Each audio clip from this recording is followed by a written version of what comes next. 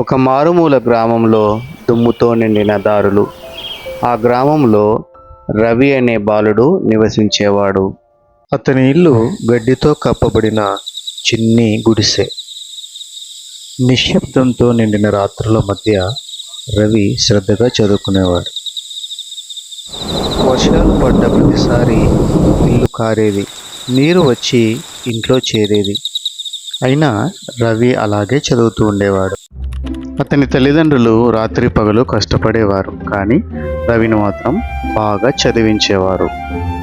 అతని తల్లిదండ్రులు రవికి మంచి భవిష్యత్తును అందించడం కోసం పొలాల్లో చెమట వచ్చి కష్టపడేవారు. అతనికి దగ్గరలో ఉన్న హై స్కూల్ 10 కిలోమీటర్ల దూరంలో ఉండేది.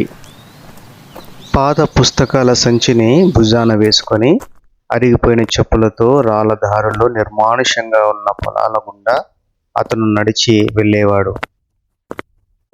మిగిలిన స్కూల్ పిల్లలు బస్సుల్లోనూ మరియు సైకిల్లోనూ స్కూల్కి వచ్చేవారు. తన 10వ తరగతి గదికి చేరుకునేసరికి కాళ్ళు నొప్పులు పుడుతున్నా అతని మెదడు మాత్రం పాఠాలు నేర్చుకోవడానికి ఎంతో చురుగ్గా ఉండేది. మధ్యాహ్నం భోజనం చేసిన తర్వాత రవి కాసేపు నిద్రపోయి తన అలసటను తీర్చుకునేవాడు. స్కూల్ యాజమాన్యం 10వ తరగతి పరీక్షల షెడ్యూల్ని అనౌన్స్ చేసింది. తను ఇంటికి చేరుకునేసరికి తన తల్లిదండ్రులు కూడా పొలం నుండి ఇంటికి చేరుకునేవారు.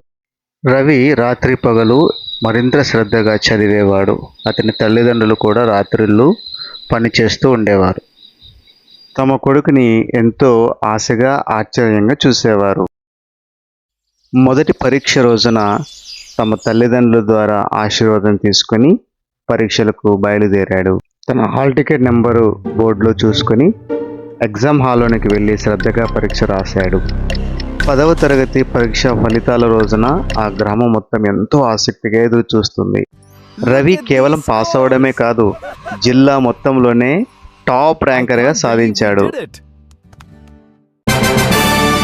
హెడ్ మాస్టర్ రవికి గోల్డ్ మెడల్ అందజేశాడు. వెనుక నిలబడిన అతని తల్లిదండ్రుల కళ్ళల్లో ఆనంద బాష్పాలు రాలాయి. తమ కొడుకు ఎన్నటికీ ఆగిపోని ఒక జ్ఞాన దీపాన్ని వెలిగించాడని అర్థం చేసుకోవడానికి వారికి చదువు అక్కర్లేకపోయింది.